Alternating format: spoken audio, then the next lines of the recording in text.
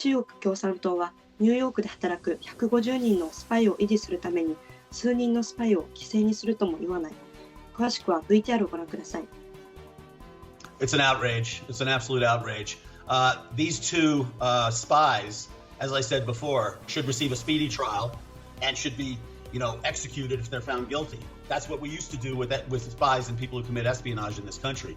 And it highlights the dichotomy between the Eastern District of New York and the Southern District of New York and what they're doing when they're giving bail to people like Sam Bankman-Fried. You've got all the financial people who get bail. Madoff, Sam Bankman-Fried, yes. Epstein, all these different people get bail because they're big Democrat bundlers and big Democrat givers. They're essentially in the pockets of Democrats, and they have Democrats in theirs as well. And then you've got the spies and the people like, all the Chinese infiltrators are going to be released on bail, and they won't receive speedy trials. That's why I said speedy trials are so important.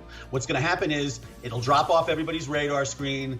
All of a sudden they'll get, they might get a couple of years in prison when we used to execute spies, and then there'll be a prisoner trade because China has tons of Americans with which to deal. So they'll get these two people back. And also the other implication is that there's only 2 Chinese spies in New York. That's completely outrageous. So the Chinese are always willing to sacrifice a couple of spies like this in order to keep their other 150 going in New York and then thousands more going in other cities in the United States. One thing is clear. The Biden Justice Department is in charge of the Eastern District of New York and the Southern District of New York. And you can see that because they do whatever the Biden administration wants.